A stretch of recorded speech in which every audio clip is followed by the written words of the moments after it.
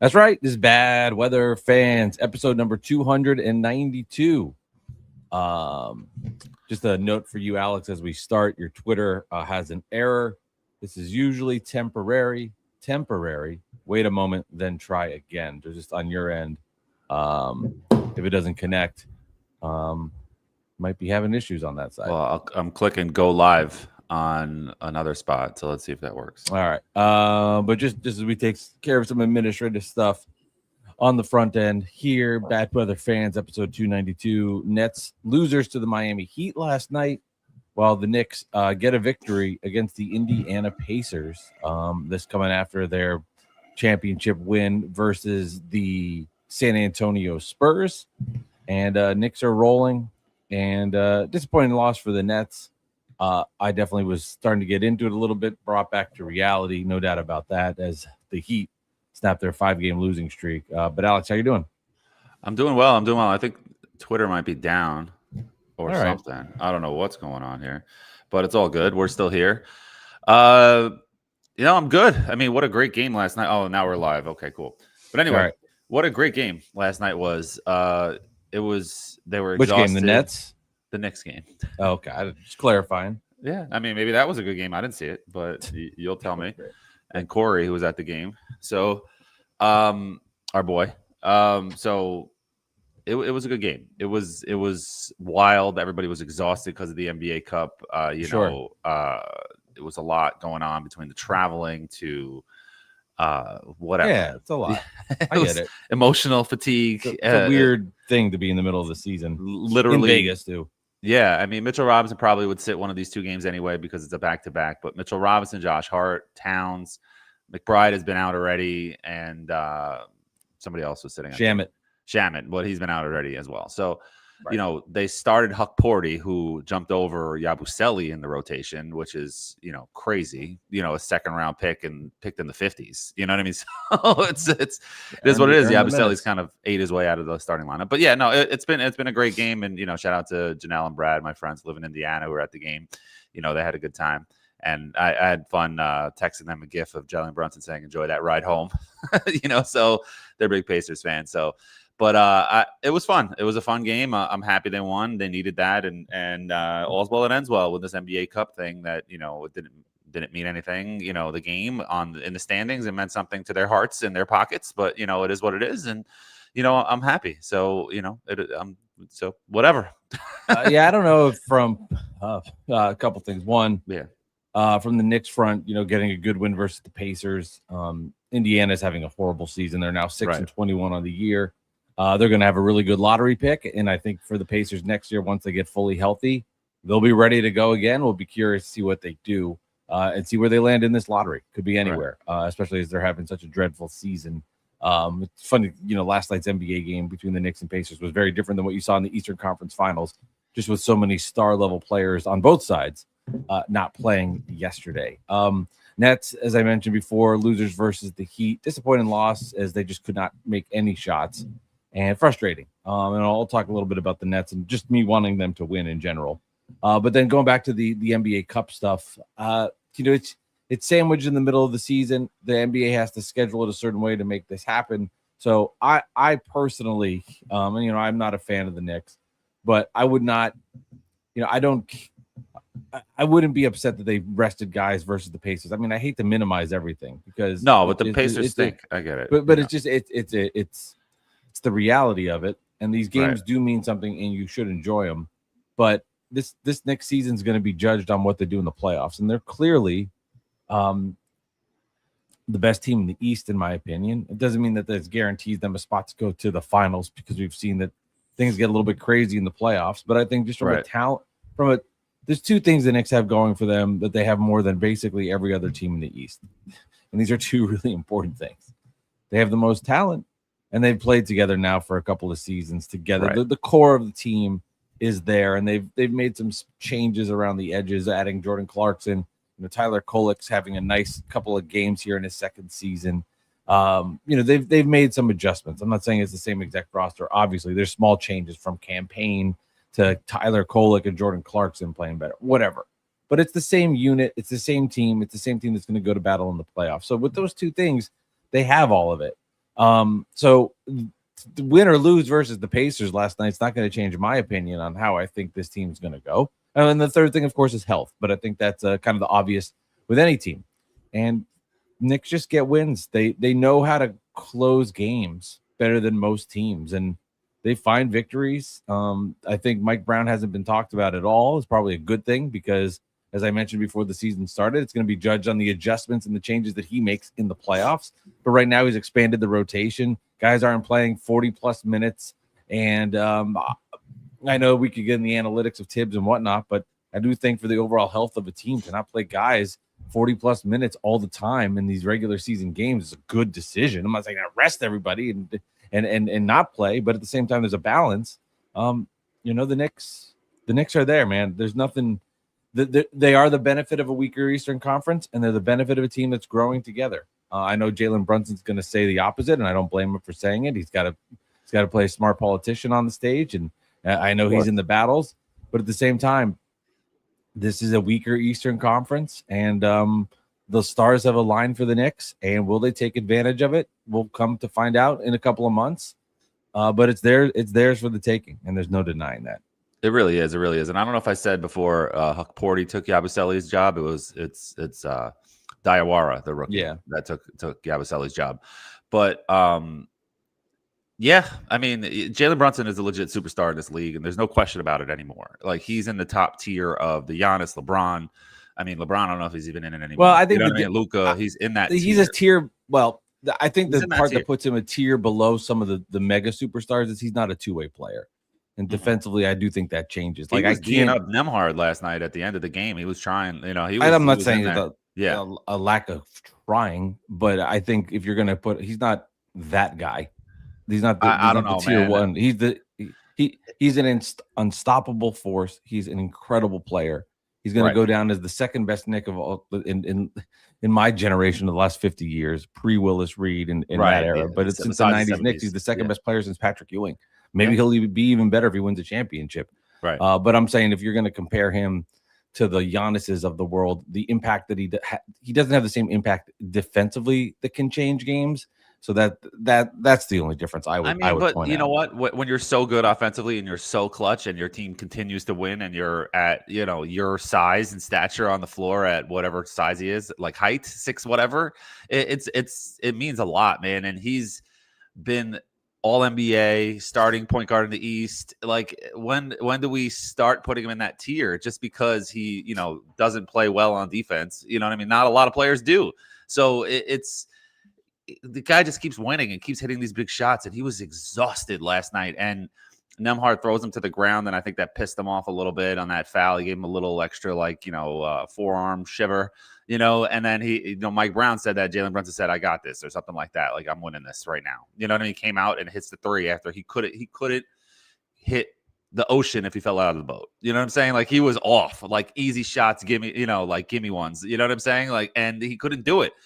And then, step back three to win the game, and Jalen Brunson just nails it. And it was exciting. Like, I got excited. A lot of games this year I've watched and I've been happy and cheering and stuff like that. But it was almost like, oh, I know some of it might have been because my friends were at the game, so like I might have wanted to have a little bit of a teasing moment. And of course, also the Pacers, their history. I mean, they've defeated the Knicks the last 2 years. That they've eliminated the Knicks from the playoffs the last 2 seasons. Right. And I remember, Mike. Thanks. Yes. You're welcome. And it's a depleted Pacers team. It's not like you're going in with Halliburton. Some of the same guys are still there, though. Still some of the same guys. Off and, well, that was actually the Pacers more health than I have seen. There's a reason they're 6-21. Some of those guys you were watching when the Nets won in Indiana, only Siakam, I believe, was I don't remember exactly, but Siakam I know played. But there's a little bit of a history there, and it's a dramatic win. So and the Knicks were losing for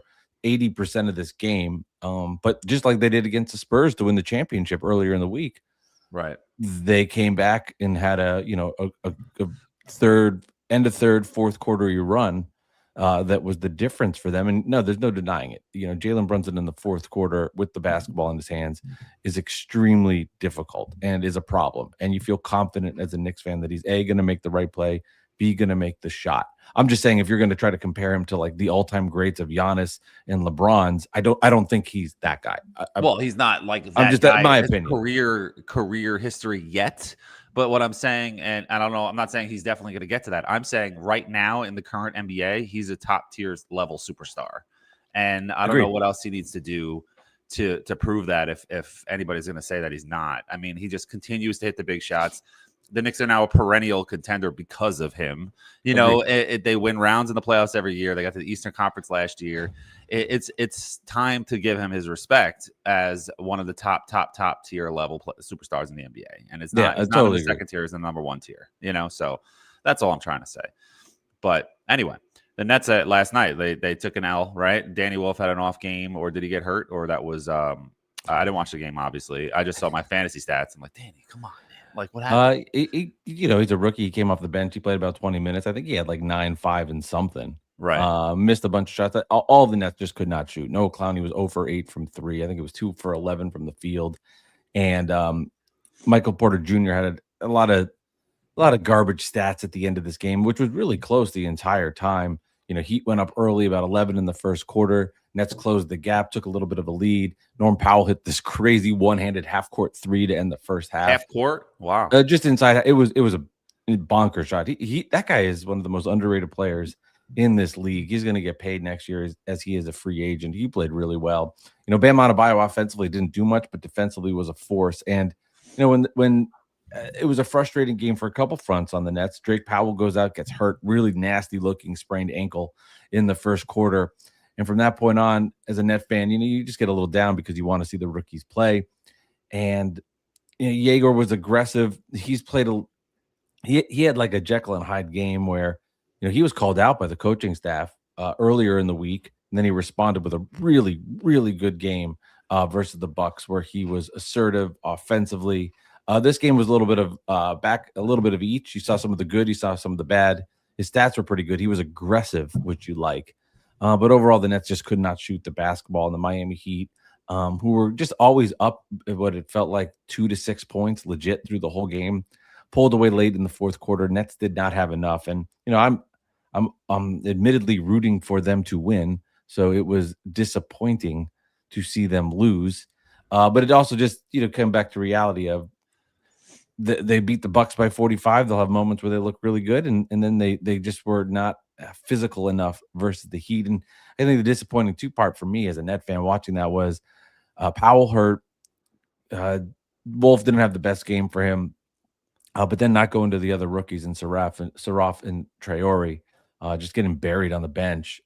Disappointing. I don't know. And I'm trying to understand why, like, Jordy will play guys and then they disappear, and then he'll play guys and then they disappear. Like, there's the core guys that are going to get their minutes, but not understanding why some of these rookies won't at times has been annoying. And you just hope as this season progresses, and I'm sure the Nets will start making trades and blow it up even more, that they'll get more minutes. But that was, you know, just kind of a takeaway of this team was 4-2 in December. They've played like no games, by the way, in the last couple of weeks. It's like the least amount of games ever through half a month. And now they're 4-3, and the schedule gets a lot harder. They have Raptors at Sixers, T-Wolves on the schedule. Like the schedule is going to get a lot harder. They're going to start losing some games. Just keep watching it and hope to see some progress. Yeah. I mean, it's the Nets are not a very talented team, not being a jerk. They're just not. And they have a lot of young guys, and it's going to be, it's tough for, you know, Nets coach Jordy Fernandez to work on that rotation. And he's got to do it by, you know, by merit. It's hard to, you know, there's no guys really besides Claxton or Clowney that are like, you know, or MPJ, or that deserve the minutes consistently without even, you know, worrying about their performance. Like, you know, you can have an off game, you're still going to play. Like, you know what I'm saying? Like, a lot of everybody else is probably on eggshells. And that's a tough place to be. And that's kind of how Tibbs was for a couple of years too. You know what I mean? It's just like, you know, what do I need to do to get rotation minutes? Like, you know what I mean? So with Quickly and guys like that. So, you know, I understand it's frustrating as a Nets fan, but, you know, as a Nets fan, you got to, you know, this team is so young. They're not going to win a lot of games, but it's okay to root for the team. It doesn't make them win or lose if you root for the team. You know what I'm saying? It's kind of a free pass. Like you can root for them to win. They lose, like, all right, whatever. I think the majority of Net fans are rooting for them to win. I think the problem is, I think there's a 1%. There's like a 1% group that loud. I think there's loud, and I think also gives an identity of how most of what not most people feel like. But it's on social media, so it feels like it's more important than it really is, and it's a voice. But I think if you were to go to the majority of Net fans and take yourself out of Twitter, most of them would want the team to win. If you were talking to real Net fans in real life, I think there is, like I said, it's a voice that's on social media that plays into people's minds. Like, it's okay to want to see the team. Don't have this sense of guilt, like you're not achieving the mission, or you don't know what you are doing or talking about, just because 27 people on a social media platform are going to make you feel bad about it. Like, it's not real. I mean, it's real to them. They have the right to their opinion. God bless. It's whatever you want, but don't at the same time, like, you're going against this mission. Trust me, the Nets know they're going to lose. The Nets the Nets know they're going to lose, and if they really have a fear that they're going to win games, these guys will be traded. And they did it at the end of the last year. And remember too, there's a balance as well. Like, you don't want to every year just be the Washington Wizards who have a top 2 pick every year and suck. Like, look at the Hornets. I mean, they finally probably hit it right with Knipple, who's playing really well. But by the way, all of Nets Twitter said was bad and would never want them at the 7th pick. And now this guy might be the best rookie. He started to develop so well. And he's the face of the Hornets now over LaMelo. That's what they've been saying. So crazy jump shot. Do this year after year after year. And it's just the teams that win championships have more going on for them than just always trying to tank. They're smarter organizations, and there's not a Wemby or LeBron all the time. But even if you were to take away Wemby, the Spurs, through their losing, made some really smart, shrewd draft picks at different places and trades. Oklahoma City, Oklahoma City was bad, but the reason they're brilliant isn't because of all the assets that Sam Presti accumulated. Yeah, it helped to get to where they are, but it was one trade that they made, and they acquired a guy that then developed into the MVP of the NBA. And that was the ultimate move. Now, the other stuff helped, right? They were bad, and they got good, but they wouldn't be this without SGA. But it's not just tanking year after year that makes you a winner. There's a lot of other elements that go into winning a championship. And if you're just going to start with every year you have to tank, eventually it just won't work. There's a lot of different ways to get to the end of the rainbow, and got to be smart about it. And you need a little luck too. You definitely need a little luck. And as Cheyenne said as a comment, remember, you can lead a horse to water, but you're going to need a step ladder to F it. Just so you know. And it's very true. Good comment at 6:21 Eastern, 3:21 Pacific. Wake you up in the morning. Right. That's what you're thinking about. Horse ethic. I mean, look how the Knicks got there. It was through trades. Yeah, I mean, good draft picks and trades. Good late round first picks and trades. And it's true. RJ Barrett was the lottery pick. Emmanuel Quickly wasn't. Obi Toppin was the lottery pick. They let him just go in free agency. Porzingis was a lottery pick that they traded to build the franchise into what it is today. You know what I mean? So it's, I am a fan of tanking if it's for one season. If there's a guy you target and your team sucks anyway, and you're in the middle of the pack, all right, let's tear it down. Let's tank for this one guy and go all in. But if you don't get him, or if you get him, whatever, then that's it. You can't tank long-term. Long-term tanking does not work. The Sixers did the whole process situation, and it did not work. They only started winning because they started adding players to guys like Embiid they hit on, and guys like Ben Simmons they hit on. You know what I mean? If they, Markelle Fultz was an okay player for a couple of years when he left, but you had all these guys that they kept making these trades, and they end up losing out on Jason Tatum. It was too much. You know what I'm saying? You gotta at some point go for it. Maxey was the 21st pick in the draft, and he's their best player. Right.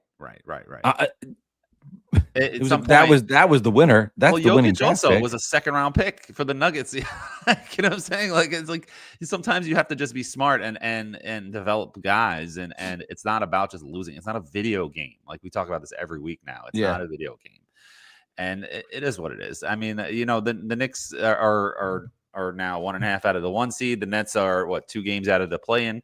You know, we're at different opposite ends of the spectrum, and it's fine. It's the Nets are building the right way, and they're doing things the right way, and they're not going to listen to the fans on Twitter and on the spaces and the things like that. Like, you know, for like with your situation, with what I've been dealing with the last couple of days, where like I didn't believe in the NBA Cup going forward in the championship because the game didn't count towards the regular season. Now, if the game in the regular game counted at least for a win in the regular season, I'd be all in. Like, let's go, let's do it. Like, this could be fun, you know, whatever. But for a glorified exhibition game to get a bunch of millionaires an extra $500,000, I mean, that doesn't really excite me. I don't know about you, but that doesn't excite me. I mean, well, you know, and they luckily still won this game. I mean, because they have Jalen Brunson, and it is what it is. But like, to your point before, you know, sorry, but to your point of like the loud minority on Twitter, or even if it's like half the fan base, just because you're in Twitter and your spaces and whatever, and your 50 friends that all listen to you all the time agree with you, doesn't mean that that's what everybody in the fan base thinks. Doesn't mean that that's what everybody and the general consensus is about a banner. Like, you know,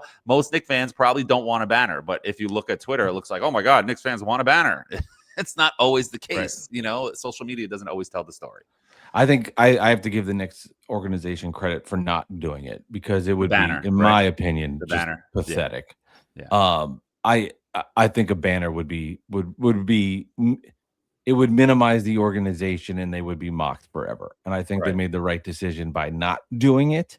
To answer your first part of the question, like if the Nets were in there, I don't know, because it wasn't them. So I can't speak for, you know, let's say hypothetically this was the Durant, Harden, Kyrie, and they actually had their shit together and they were all on the same page. And I was like, okay, I would probably be terrified watching that, knowing Durant's injury history. I was. I would probably, I could understand that perspective of being a little nervous about it. You know, I don't know how I would feel about wanting to win, but I'm just trying to put myself in your shoes of a team that's going for a championship, that's got that kind of talent, right? And in there, from the outside perspective, you have every right to feel how you want to feel. And if you're excited about it, you're excited about it. But if you're not, that's probably more understandable. I mean, like, look at it this way. It's you win this thing, and then the next night you move on. Nobody's gonna remember if they lose in the second round to the Atlanta Hawks. If they lose in the second round to the Miami Heat, it makes it even worse. Like it does. It makes this pretend championship feel even worse. If and they having go a out, banner up there too, even worse. Like if they go out and they lose, let's say for whatever reason, the right now a team that's struggling, that a lot of people thought was, you know, the tier right there with the Knicks and the Cleveland Cavaliers, but things haven't gone right for Cleveland this year. They're only a couple of games over 500. They're in that play-in-ish area. But let's hypothetically say, and you know, make all the Net fans listening right now smile, that the Cavs have a bad season, but they get the 8 spot or the 7 spot, and they end up playing the Knicks in the first round. And for whatever reason, Donovan Mitchell clicks, Jared Allen clicks, Darius Garland clicks, Evan Mobley clicks. They all wake up. Like, and the Knicks are like, oh God, we got to play the Cavs in the first round. And the Cavs go in and they beat the Knicks in 6 games. That championship, one, if a banner's up, is even more pathetic. And number 2, nobody's going to care. Like, oh, we won. Hey, good thing we got that championship, but we just had a 58-win season and lost in the first round. It was a disaster of a year. So because of what they do in the playoffs, it doesn't really, it minimizes everything that happened there. But if you want to feel happy and excited in the moment, God bless you. But it's a temporary high that's not going to do much for you when the playoffs roll around. No, and to make it real, and then we'll move on from this. I know people have been getting tired of me talking about this all the time on Twitter, but I'm only going so hard because people have gone so hard at me and shitted on me so much, as if I'm the only one with this opinion. But the point is to end this really and to prove myself right and my take right. I mean, you know, it's my opinion. Your opinion is your opinion. Everybody's opinion is their opinion. But after the Knicks got to the Eastern Conference Finals, they tore down Manhattan.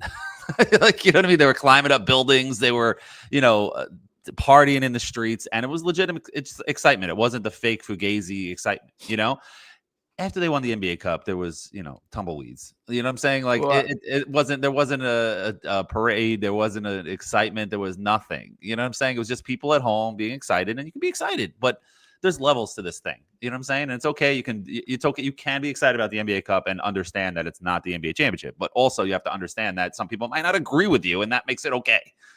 It's okay if you have a difference of opinion. That's all. Yeah. Well, also the game wasn't in Madison Square Garden, so when the Knicks that is the worst. When the Knicks beat the Celtics to advance to the Eastern Conference Finals, it was at MSG. I do believe, and I will disagree with you here, that if they beat the Spurs at the Garden for the Cup, that you would have had the same kind of chaos. Maybe not to the level of going to the Eastern Conference Finals, but you would have had fans. But there's been away games that they win in the playoffs, and like when the Knicks beat the Pistons, people were out partying and stuff like that. You know what I mean? Like, so right. it's just there's levels. That's all I'm saying. But yeah, anyway, we don't have to. I think if they, if they incentivized it where you automatically win the go to the NBA Finals, then I'd be pretty pumped. Like that's what they should do. They should win the you automatically go to the finals, and you get 2 wins in the finals. So the other team then has to start down 2-0. That would be a huge advantage. So how about this? Let's play a game. Mike, you be Adam Silver. I'll be Alex Benesowitz at Nick Central, and I come to you with a proposal, right? Yeah. So, hey, Adam, how's it going? Okay. I'm great. Okay, so I have a proposal for you. So if any team wins the NBA Cup, how about we give them an extra win in the regular season, or at least a tiebreaker, free tiebreaker versus anybody in their conference? That if they tie, then they go to the next seed above. Yeah, let's do it. So you're good with that? Okay. So then why haven't you done that already? I never thought of it. It's good to have people on my staff like you that can come up with these great ideas. I didn't think of that. Who have I hired here? Where's my coffee? Yeah, man. It's funny because Alex, I'm the one that likes these gimmicks. Like I'm on the record for all sports that I'm into it. This is the like one, the ghost runner on second in baseball. Like I do. But I like that they don't use it in the playoffs. But I think for the regular season it works. I'm not into this thing at all. Now I've been to a couple of these games, and it just seems a little bit silly. I wonder though, like sometimes you have to remove yourself that you are an adult. Yeah. But this stuff, if it helps, like I have my 5.5-year-old son is starting to get into the nets, and I could see him going to this thing and loving it. So I'm trying to remember from that end of things, like, hey, maybe this is a good idea for the NBA, and they might be making a lot of money from this, and it might be helping them out, and kids could be into it, and it's getting them buzz in the middle of the season to watch these games, which I'm sure it is. Right. But as an adult, and as me now that I've seen this for a couple years, I'm like, this is silly. This is silly. And I don't know. I'd love to hear from a huge soccer fan, because I know a lot of these ideas have been taken from what goes on in Europe with soccer leagues. And I am admittedly, I know nothing about soccer. I could not know any. I am like, my knowledge of the sport and the teams is horrible. But I do know that some of these ideas and concepts were taken from the success that we saw in these soccer leagues. So I'd be curious from a soccer fan's perspective that has seen this, if it works, what they like about it. Do they get excited? But maybe there's 75 years of history where this is a little these would be questions I'd want to have answered. But as somebody that's just been an NBA fan that's been watching basketball for 30 plus years now, it's hard for me to have any excitement over anything that is that has gone on over the last couple of weeks. I just think it's weird. It's weird because I think the NBA Cup tournament and situation might be a little cooler for me, even if the championship meant nothing towards the regular season. If they shut down the season for 2 or 3 weeks and said, this is the NBA Cup portion of the season, and if you win, you stay in. If you lose, then you play these games against the teams that lose, so you can keep your season going. And there we go. Having a week of games, and then this one game on Friday is an NBA Cup game, and then next Thursday, this game is an NBA Cup game, and they all count in a round robin, double elimination, and it's just like, and then you get to Vegas, and then you're in like a Final Four. It's just like, we're a Final Four of what? Like, how did we get here? You know what I'm saying? It just doesn't. Yeah. It's too much. It's silly to me. So that's why there's no real excitement to me for it, because like, it could be camaraderie, even if they put it all in Vegas and say, everybody come to Vegas, like the bubble or something. And like, this is what you're doing for these 2 or 3 weeks. Like, we're playing these games for this little tournament, win and go home, win or you go home kind of tournament. That'd be fun. But like doing it the way they do it is just, to me, it's just there's confusing. Logistically, you can't do it because of scheduling and then revenue, right? You can't take these games out of all of these arenas. So that, Barclays Center and Madison Square Garden now lose 2 games, which is X amount of revenue, and how much money these places are pumping in must be, astronomical, and would be crazy. So they have to do it a certain way. So yeah, I'm just wasn't for me. I know the last 2 teams that have won the NBA Cup have both lost in the NBA final and first round of the playoffs. So, hopefully for you and I that continues, right? So hopefully, I'll just try to get you nodded to yes to that.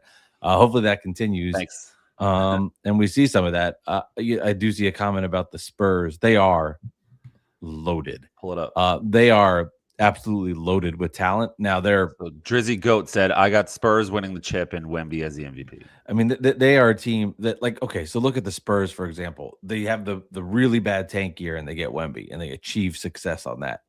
But last year, they move up in the lottery. They get Dylan Harper. They make the trade for De'Aaron Fox. And then they've got young guys, Castle. They've got young guys all over the place that can play. Like, they just need a little bit of time. I think the Spurs just need time and health. And in 2 or 3 years, the NBA is theirs. I mean, as Wemby just continues to get better, he's just so good, it's going to be wild just to see what the Spurs are. And the Spurs Thunder moving forward for like the next 3 to 4 years is going to be awesome. I mean, they are clearly the 2 best teams in the West, with Denver third. It's going to be, and they're just, the thing about these teams, Alex, is they're winning and they're so young. They're not peaking. The Thunder haven't even gotten to the best they can be yet. That's why they're 26-2 or whatever. They're young and they're loaded. Right, and they're going to have fighting each other. They're going to have so many picks coming up, which actually is not the best. Everybody thinks that, the Thunder have all these picks and they're so great and this, that, and the other thing. And they are great. And, the picks aren't why they're great. It does give them some more flexibility. But at the same time, they can't make those picks. And everybody knows they can't make those picks because they're capped out. So the value of those picks on the trade market are extremely, extremely discounted. They're going to have to dump those picks, like kind of, how the Knicks they had all these picks and they were waiting for Giannis, and then they're like, we can't wait for Giannis anymore. So they went and made the pick for Mikal, and the Nets knew that, and they had him over a barrel, and they said, okay, well, now give us these extra picks too as a tax, because we know that you can't use these picks, that we're doing you a favor in a way too, so there's that. You know what I'm saying? So it's like the Thunder have all these picks, but like, what are they going to do with them is the other thing. You know what I'm saying? So like, well, they're a product of their own success. Like the fact that they won a championship and all these guys are playing well, and that Sam Presti accumulated future draft picks years ago. Right. I don't think he knew that they would be this good. And now that they have 4 first-round draft picks, their own, and then from 3 other organizations. And from a team that's just in a championship level, you can't draft 4 rookies, and you can. But that means that there's going to be veterans that are part of your rotation that help you win championships that aren't going to be here. Now, that's the Thunder's. I mean, these are elite level problems. I can't even imagine having problems like this where you're talking about which of our 4, right? You have to make decisions on veterans. But for them, it's just assets where you never know what's going to happen in an NBA season. Somebody gets hurt. You need to make a trade. You need to acquire a veteran. So then you move some draft capital. So you get a guy that can come to your roster and help you. You never know what's going to happen through the course of the season. So it just gives them more and more flexibility to what they want to do. And, I texted you this too about the Mikal thing. I'm talking about the Oklahoma City Thunder. These aren't even their draft picks. These are picks they acquired from other teams. Yeah. The Knicks dealt their own assets, their own picks for Mikal Bridges in years that are seven years away, where the salary cap is going to look extremely different than it will now. But for the Nets, they needed to take advantage, for example, of the extra assets that the Oklahoma City Thunder have. Like maybe Oklahoma City wants to get future draft picks in a couple of years when they might need them more. So they say, hey, can we have that unprotected Denver pick that you got in the Michael Porter Jr. Cam Johnson trade? Can we get the 2031 Knicks pick? And get a Terrence Mann player from you for extra secure. Not that they need or him, you get a player from them to take it off their cap, and you absorb their pick just to take their player. You know what I'm saying? Like, and well, then that's you what get the a Nets good have been rotation doing. player. Yeah, that's what they that's did. What the Nets have been. That's how they got Terrence Mann, right? And that's how then they used that pick to get Drake Powell, and they helped Atlanta get out of the salary that they needed. That's how they built the culture net. The first culture nets with Sean Marks. That's how they built them, by taking on players and taking draft picks, and that's how they got good enough to be in the playoffs. That's why you have to take advantage of it. Like, it's not. Yeah. When the Nets made the trade for Mikal Bridges and they got the 5 draft picks, there's no guarantee that they're going to draft all 5 of those guys from that pick. Right. Maybe they like a guy. Maybe the Thunder end up with the 10th pick because of how things went. And the Nets are like, we love this guy in the lottery. And they get to a trade and they say, we'll give you the Denver unprotected and one of the Knicks unprotected. And the Nets then get into the lottery and make a pick. And they have this year coming up in the draft, the 5th pick and the 8th pick in the NBA draft. You got 2 more young guys in here. It's not all just black and white of, it was one guy for the picks, and that's the way it's going to be. Right. Who knows where those I guarantee you that those Knicks draft picks that the Nets got, they're not all selected by the Nets. And that in 7, like, you look at the trades when guys get drafted and they're like, the Nets have this pick via the Hawks that was sent over from the Thunder back in the Paul George trade. And you're like, how did this pick get here? It was like the one we were talking about from the Jeremy Lin trade, where I can't remember exactly now, but a draft pick got over here. Things move and change and shift. That it's never as simple as, oh, it was swapped for him 8 years ago. It's like, it's like, it doesn't work like that. Passed around the league in a way. You're going to be using whatever AI tool is going on in 7 years to see how did you get this draft pick. It'd be like, it went to Atlanta, it went to Cleveland, then it went to Charlotte, then it went to exactly. all around. So I get that. So segment. Yes, let's do it. 5 Nets that are on the team this year. 5 rookie Nets. Whose stock is the highest right now? I think it's still Danny Wolf's. Clearly he has. Okay. He's looked even good. after the bad game. Well, he had a bad shooting game last night. I wouldn't say he had a bad. And he's got to cut down on the turnovers. Doesn't that mean bad game? Bad shooting game. Well, not you can see the playmaking that he has. Okay. I'm happy to see the response from Yegor. He was down a couple of games, and he's clearly been more aggressive since the call out. I want to see Traore bad. He was dominating in the G League, and he doesn't have the strength, but he has the ball handling where you just want it. I want to see it. That's my next. Like, I got to see this. Right now, the Nets are 4th in the league in rookie minutes. Which makes sense because they have 5 rookies. Like, they've played rookies the 4th most minutes wise in the NBA this year.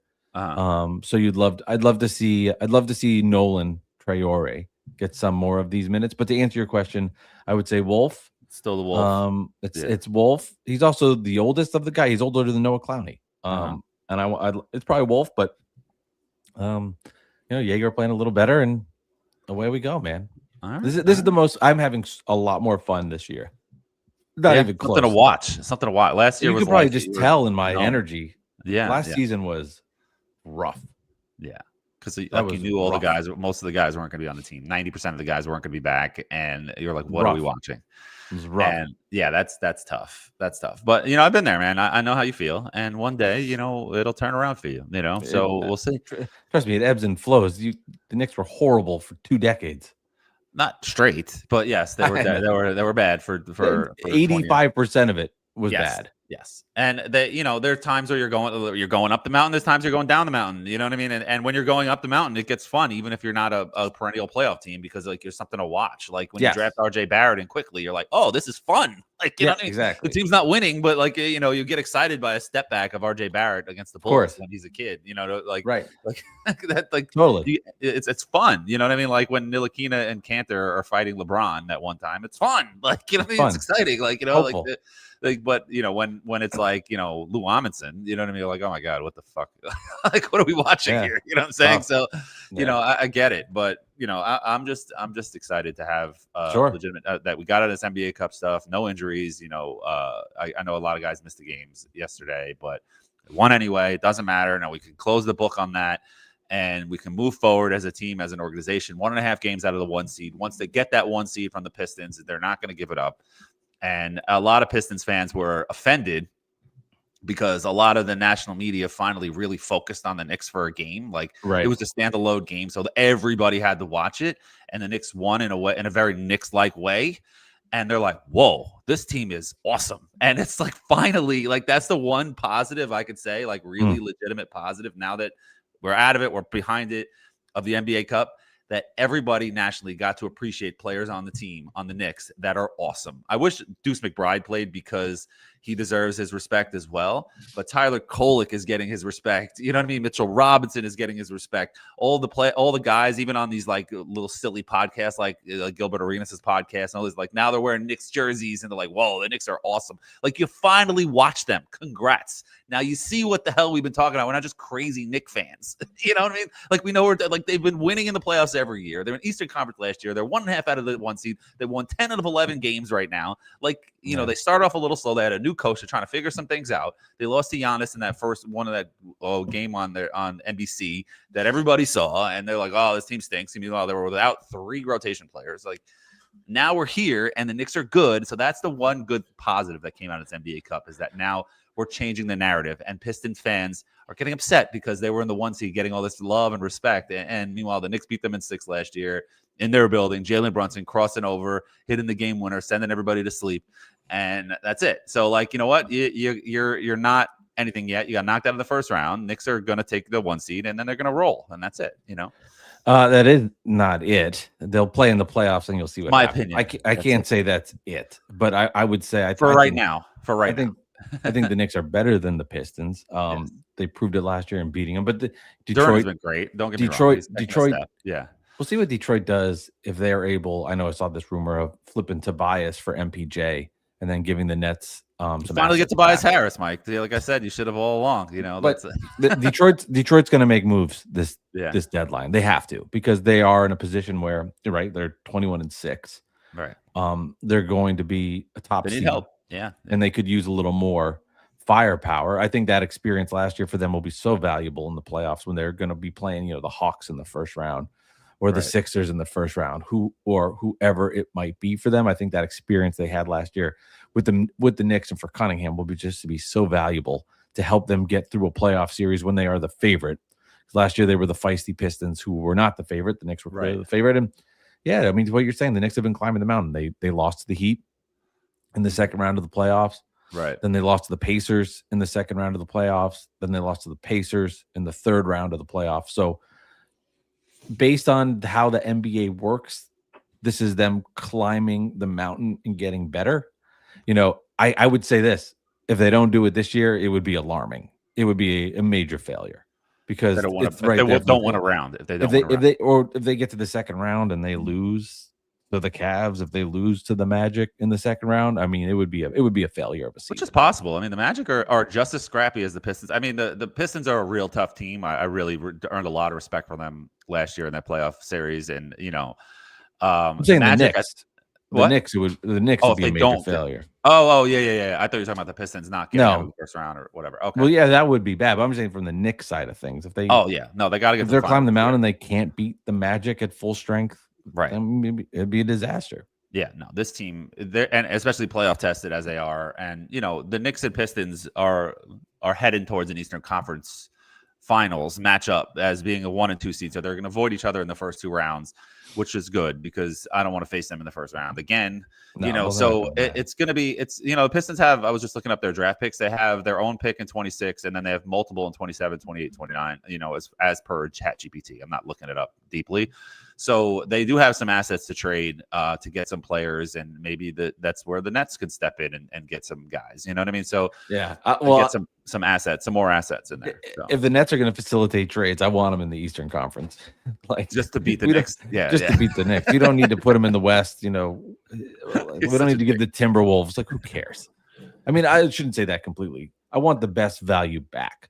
Right, but if it's apples to apples, go to the East team, right? Like, I mean, like if the Thunder are like, we're gonna give you the Clippers pick that they have this year, it's like the better of the Clippers and something else. I don't remember exactly, but let's say they get a number 6 pick in the draft, I'll take that. I'm not gonna be like, I'd rather have the Pistons picks in 2 years. Like, obviously, I know what's up, but I'm just saying, like, MPJ on Detroit would be a nice little wrinkle, especially the offensive year that he has been having. It would be. I mean, the Nets. East is setting up that people keep, shitting on the East and saying it's not very strong. It's not very strong. I mean, the East is setting up to being a very, very good playoffs. You got the Heat and the Cavs who are not very high because they've, start off slow. They're probably turning on. It's literally only December 19th, and we're writing off the Cavs and the Heat and the Hawks. Like, you know what I mean? The Bucks are 11-17 without Giannis, but like we don't know what's going on with that.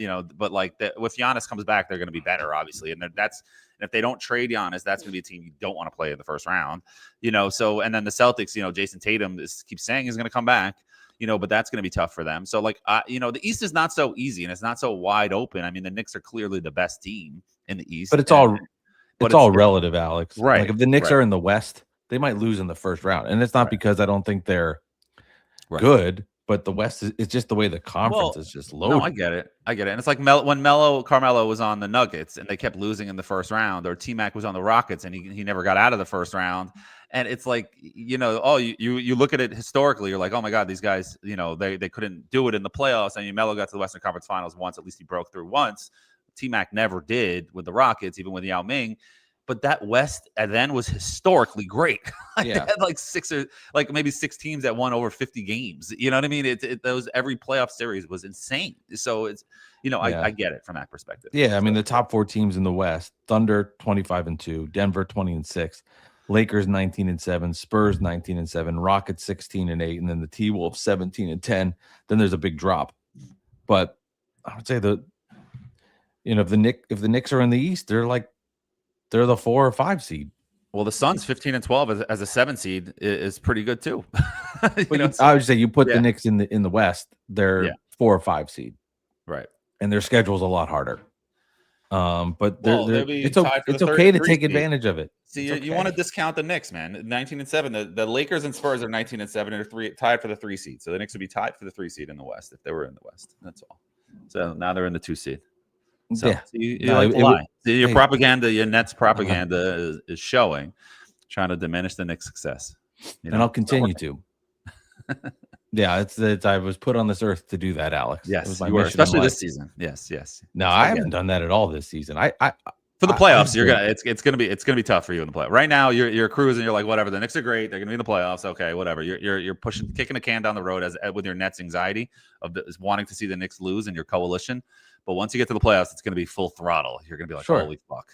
Yeah, no, it's here. You can actually win. I mean, even second round, it'll start. Even the first round. Like if they're in the first round and they're playing, I don't know, the Heat, whatever. Like, how am I?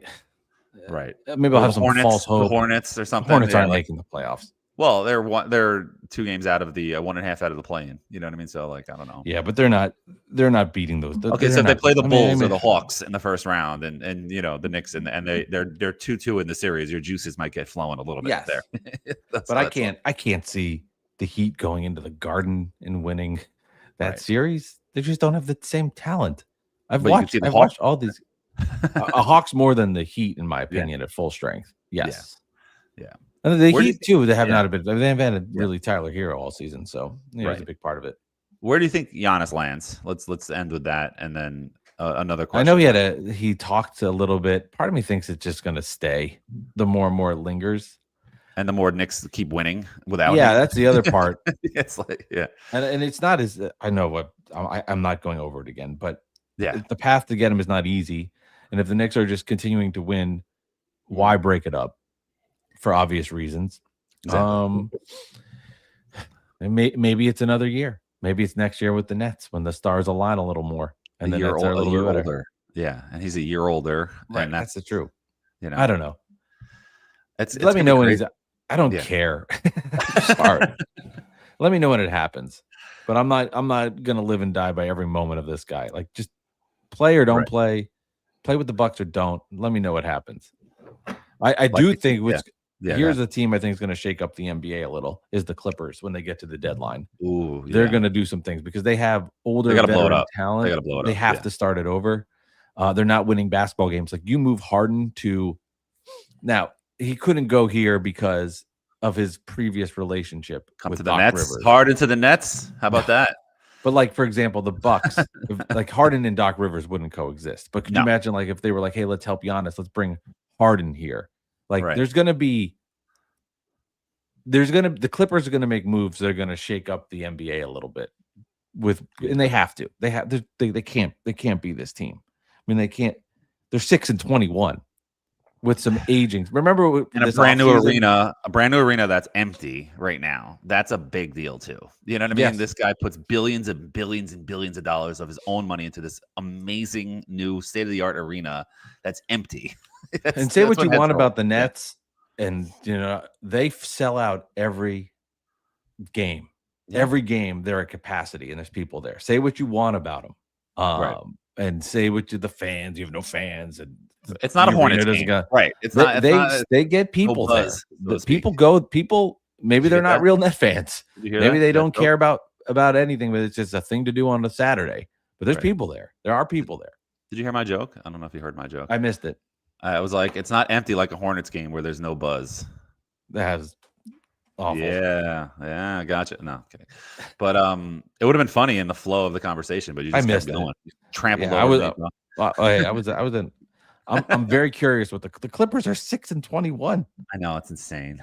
That's crazy. And when did the Jazz start to turn it around? You know what I mean? Like when Danny Ainge just keeps collecting picks and not training marketing, and it's just like, what are we doing here? You know what I mean? So that's another team that you don't want to be as a Nets fan, is the Jazz. They have picks and they keep tanking and they keep losing. And it's like, what are we doing? They got a player in Keontae George. They hit on him. Yes. But let me just say one thing about Keontae George. Okay. Yes. Hold on. Let me find this. Keontae George. All right.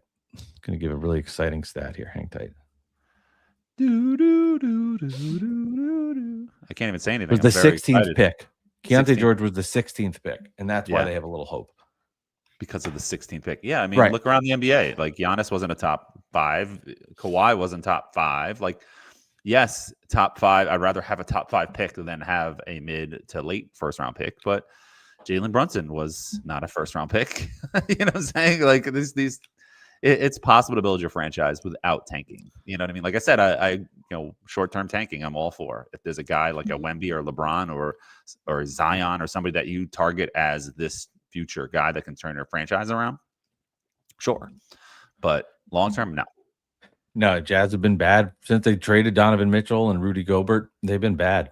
Gobert, yes. Yeah, that's all I'm saying now. All right, Alex, Bad Weather Fans, episode 292. Don't forget to subscribe on YouTube. If you're watching this on video, we appreciate y'all. If you're watching this on Twitter right now, head on over to Bad Weather Fans on YouTube. That's where you can subscribe to all of our content as we roll out throughout the season. We're approaching episode number 300. Happy holidays, happy Hanukkah, Merry Christmas, whatever you celebrate, enjoy. Best time of year to just relax, chill, be with your family, Alex. And I got a little cheesy there at the end. I don't know why that happened. I've never done that before to end episodes.